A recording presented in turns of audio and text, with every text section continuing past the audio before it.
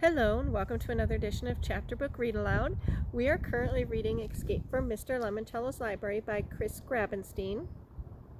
And today we are on Chapter 27. When we finished last week, Kyle had just received a second bonus card. So here we go.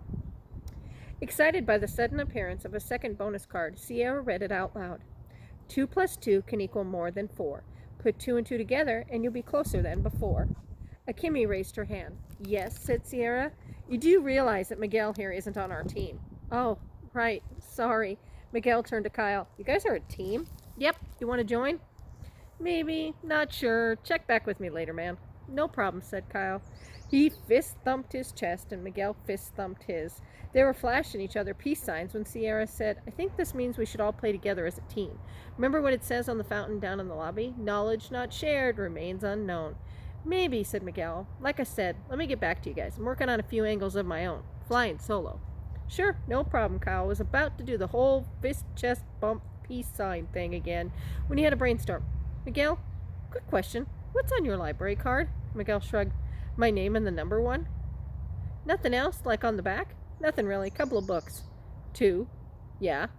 What's their titles? Miguel bit his lip. Don't want to say. Because you think they might be clues. Not saying what I might or might not be thinking, bro. Kyle nodded. There are 2 different books on the back of everybody's library card, said Akimi, thinking out loud. Put 2 and 2 together, and you'll be closer than before. The titles are some sort of clue. My books are 1, Akimi? Kyle shook his head, nodded towards Miguel. Right. Sorry. My bad. Can't turn the page. Okay, Miguel, said Kyle. If and when you decide to team up with us, you can show us the 2 books on the back of your card. We'll all show you ours. We'll also split the prize 4 ways. Deal? Deal. Come on, guys, Kyle gestured toward the exit. Where are we going? Asked Sierra. Kyle dropped his voice. The Electronic Learning Center. You want to play video games? Said Akimi. Now? Seriously, Kyle, we may need to rank your status as team captain. I don't want to play video games. I want to check out the discard pile. Huh? The cards of players who went home early dumped into the goldfish bowl. I'm coming with you guys, said Miguel. I've been thinking about those extra cards, too. Fine, said Kyle. Whatever. When they entered the game room, they saw that Clarence, his arms folded across his chest, genie style, he was standing guard in front of the discard pile. May I help you? He asked. Yeah, said Kyle. We want to check out the cards in the bowl. Sorry, said Clarence. Can't have them. But, said Mr. Lemoncello, his face suddenly appearing on every video screen in the room, you can win 'em. Dressed in a polka-dotted bow tie and snazzy jacket like a game show host, Mr. Lemoncello had one arm resting on a slender plexiglass podium. Behind him, Dr. Zinchenko, all decked out in sparkly red mini dress, looked like the models that point at prizes on TV. Are the 4 of you ready to play Let's Do a Deal? When Mr. Lemoncello said that, he pushed a big red button in his podium. A pre-recorded studio audience whistled, cheered, and applauded. What's Let's Do a Deal? Asked Kyle. My first game to ever be turned into a TV show. Brought to you by Lemon Pledge. Dr. Zinchenko started singing. Lemon Pledge, very pretty. Put the shine down, lemon good. Thank you, Dr. Z, said Mr. Lemoncello, bopping the button to make the audience cheer again. Now then, kids, here's the deal. Solve 1 simple picture puzzle and you'll win 4. You 4 will win 5 library cards in the bowl. And if we lose? Simple. Each of you loses his or her library card and adds it to the discard bowl for their next lucky contestant to try and win. He banged the red button again. The audience cheered exactly the same way they cheered before. Kyle turned to the others. What do you say, guys? Let's go for it, said Akimi. Sierra nodded. Miguel? I'm in, bro. You're joining our team? Absolutely. They knocked knuckles to seal the deal. Mr. Lemoncello must have whacked his button again because the canned studio audience started cheering. Kyle wondered what the sound effects would be if he and his friends lost their library cards playing Let's Do a Deal. Probably groans. And weeping. Lots and lots of weeping. Chapter 28. Now then, Mr. Lemoncello, are you ready to play Risking Everything for 5 little library cards? Kyle swallowed hard. Then he nodded. All right, you maniac McGee's, here's your picture puzzle. The category is famous quotes. You have 60 seconds to solve this rhombus. Wait a second, said Akimi. What's a rhombus? You figure out the words in a phrase by looking at the pictures and the symbols, said Kyle. For instance, added Miguel, the letters R and E plus a picture of a school bus would equal rebus. Oh, okay, said Akemi. If you guys say so. Are you ready to play? Asked Mr. Lemoncello. Kyle looked at his teammates, who nodded. Yes, sir. Then on your marks, get set, go, dog, go. Mr. Lemoncello's image disappeared. Tick-tock clock's music started playing. The video screens all projected the same pictures. Can you see those?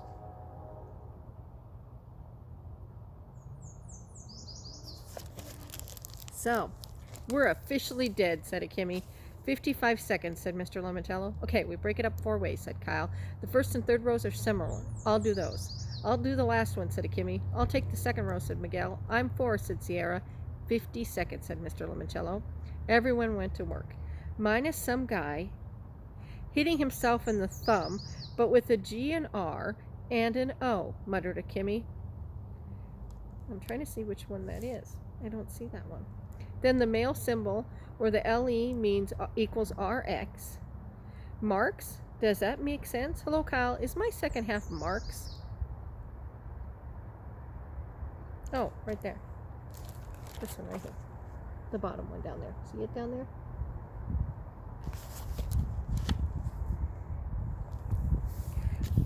I figured it out already. Kyle didn't answer. He was too busy deciphering his own clues. Outlet, changed the let to side. He mumbled golf minus the G and the L, the letter A. 40 seconds. Dog. He dropped the third line. He just needed the first word. Bowling pins without the P, but add an IDE. 30 seconds. Kyle glanced at Miguel. He was moving his lips, mouthing out his part of the quote. Sierra, too. You guys ready? Kyle whispered. Hang on, said Miguel. 20 seconds. Okay, go. Kyle read the first line. Outside of a dog. Miguel picked up the thread. A book is man's best friend. Inside of a dog. Sierra took over. It's too dark to read. Akemi brought them home. Groucho Marx. Is that your final answer? Asked Mr. Lemoncello. Yes, said Kyle, then repeated the entire quote. Outside of a dog, a book is man's best friend. Inside of a dog, it's too dark to read. Groucho Marx. Bells rang, taser lights flashed, the audience went wild. Akemi and Sierra actually squealed and hugged each other. You are correct, shouted Mr. Lemoncello. There's no dead end in Norvelt, not today. Take those 5 library cards, Team Kyle. You won them, fair and square. One thing I always wanted to do when I read this book was go through and write down all the titles that Mr. Lemoncello hints at or says in the story, because he does talk about a lot of different, he sneaks in a lot of titles of a lot of kids' books in here. In fact, 2 in just that little section, Go Dog Go and Dead End in Norvelt. Charles and Andrew heard a commotion on the 3rd floor. Bells ringing, an audience whooping it up, girls squealing. Come on, said Charles. They raced up the stairs and peeked at the electronic learning center. Kyle Keeley and his teammates were all hugging each other and slapping high fives. On every video screen in the game room, Charles could see a pictograph puzzle. What's going on in there? Asked Andrew. They might be gaining on us, Charles whispered back. We need to pick up our pace. Quick, where would I find a book called Hoosier Hospitality, written by Eve Healy Arsty? The 900th room? Well, let's go. Charles and Andrew scurried back to the 2nd floor in the 900th room, where they found Haley Daly holding Hoosier Hospitality by Eve Healy Arsty. Oh, hello, guys, she said, slamming the book shut. Charles moved toward her slowly. Find anything interesting in that book, Haley? Not really, she said. Just a bunch of dumb junk about Indiana. Charles knew she was hiding something. I wonder, Haley, if you and I might share a quiet word. He turned to Andrew. In private. Does it mean I'm supposed to leave? Yes, Andrew. It's for good of the team. Trust me. Okay, I'll be right outside that door if you decide to double-cross me or something. Thank you, Andrew. This will only take a quick minute. Pickleman left the room. Smiling, Charles moved even closer to Haley. So close, he could smell her bubblegum. Or her shampoo. Maybe both. Let's step over here, he said, taking Haley by the elbow. I found another fascinating book, and I think you'll just love it. He guided her to a spot behind a bookcase where their conversation couldn't be observed by the security camera blinking up in the ceiling. Haley went with Charles. If he had been looking for the same book she just found, that meant he was playing the library escape game along a similar path. Charles Chillington might have clues Haley could use. Clues she needed. Rumor has it, Charles said, that your parents wrote your library essay for you. Inside, Haley was grinning. Obviously, Charles would try to bully her into joining his team. Fine. She'd pretend to be frightened. What? She whispered, pretending to be terrified. That's a lie. My dad just helped me with some of the spelling. Aha! So you admitted all the spelling in your essay wasn't your own? Okay, this was going to take more acting skill than usual. Having someone check your spelling wasn't against anybody's rules for anything. She widened her eyes, made her lips quiver. What do you want, Charles? For you to join my team. Why should I do that? Two reasons. One, if you're on my side, your flagrant plagiarism remains our dirty little secret. Two, I know what to do with the silhouette card you just found in Hoosier Hospitality book. You do? Yes. If we share our clues, the pictures will create a phrase telling us how to find the alternate exit. Haley smiled. For real. This was working out perfectly. She'd get all their clues, and even if they all won together, Mr. Lemoncello would definitely make her the real star of his TV commercial. She had zazz. Charles and Andrew did not. Okay, she said, deal, I'm on your team. Then she handed Charles the clue she'd found in the Hoosier books. Of course, said Charles. After all, Indiana is the Hoosier state. And there's the clue. Do you see it? It's a silhouette of Indiana. Chapter 29. Oh, man, said Kyle, leading his team around the balcony back to the young adult room. 9 library cards? This is fantastic. They gathered around a table. Okay, guys, time for everybody to put their cards on the table. Literally. The teammates sent down their cards. Kyle spread out the 5 from the discard bowl. Akimi pulled out a pad and wrote all the information on one master list.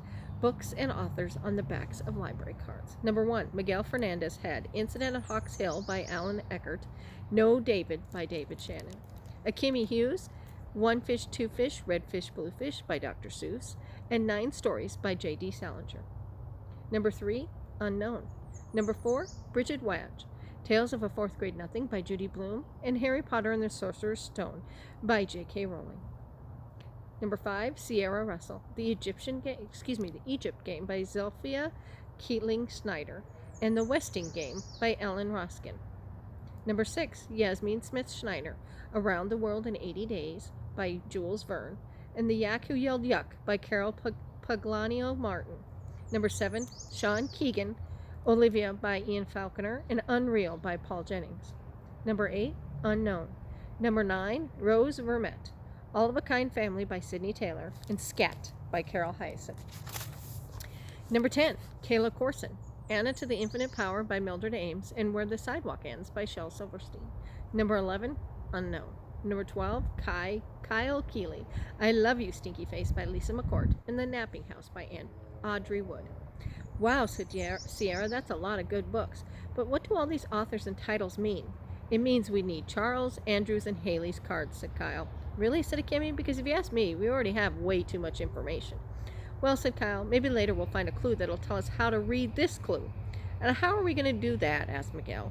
Have you ever played this? Kyle pointed to the Bibliomania box. Nope, always wanted to. We were just about to get up a game.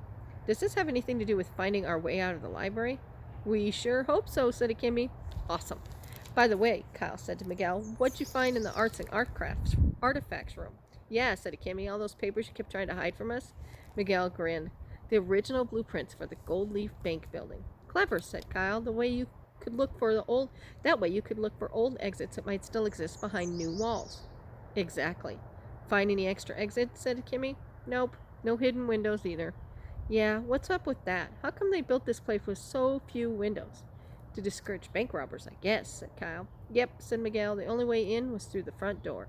The fire exits could only be opened from inside, like at a movie theater. The vault itself was all the way down in the basement. Mr. Lemoncello kept all that secrecy, said Kyle, and he added his own. So it would seem.